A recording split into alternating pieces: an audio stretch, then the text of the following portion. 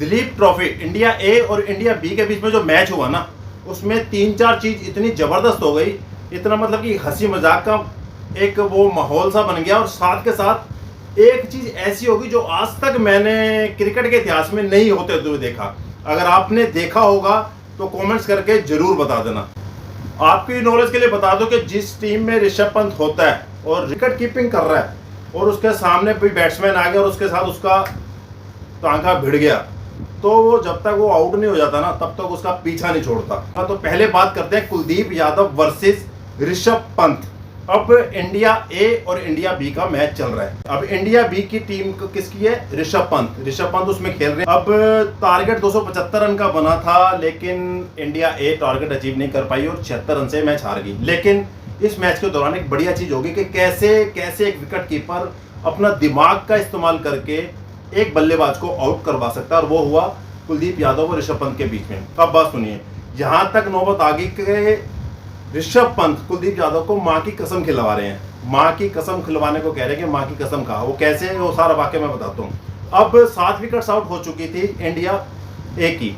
अब कुलदीप यादव वहां पे आके ना जम गए। थोड़ा सा जमने के बाद थोड़ा सा रन मारने, 13-14 रन उन्होंने मार दिया सिंगल, कभी एक आधा चौका मार दिया, एक सिंगल तुक्का खेलने लग गए।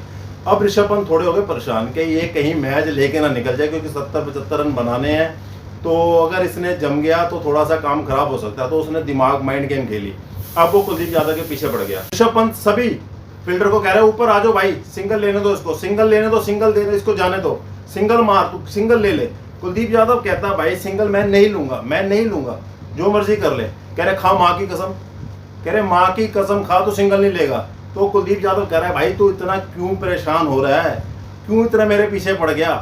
बार बार उसके ऊपर ऐसे चढ़ गए, कभी कह रहे हैं कि तू छक्का मार, कभी कह रहे हैं तू सिंगल ले।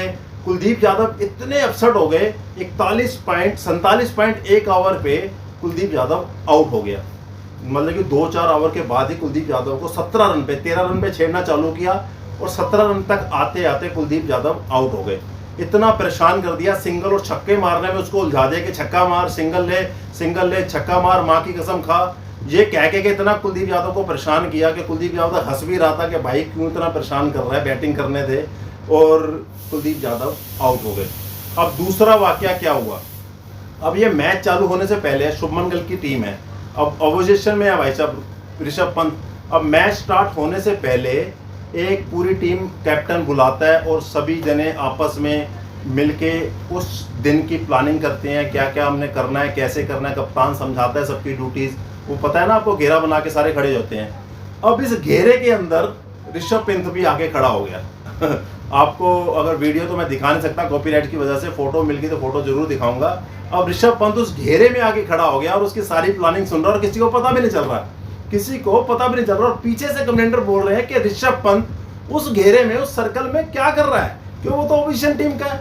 वहां पे गिल अपनी सारी प्लानिंग बता रहे हैं, सारी चीजें बता रहे हैं, और ऋषभ पंत उसको सुन रहा है, हंस रहा है। और बाद में ऋषभ पंत हंसता हुआ वहां से निकला। दूसरे टीम के प्लेयर ने, आवेश खान ने आई थिंक उसको देख लिया कि भाई ये तो दूसरी टीम का बंदा था, वो सारी प्लानिंग सुन के चला गया। तो ये वाकया भी दिलीप ट्रॉफी के दौरान हो गया। अब तीसरा मैंने आपको बताया जो मेन सबसे जो नहीं होना चाहिए था वो हो गया।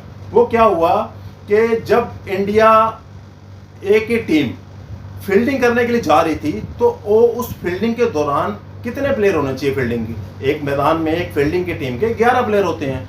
लेकिन उस मैच में भाई साहब जो आखिरी दिन खेला गया, उसमें 12 प्लेयर ग्राउंड के अंदर फील्डिंग कर रहे थे। और ये नहीं कि पता चल गया, 1-2 ओवर उस 12 प्लेयर की फील्डिंग के अंदर हो भी गए।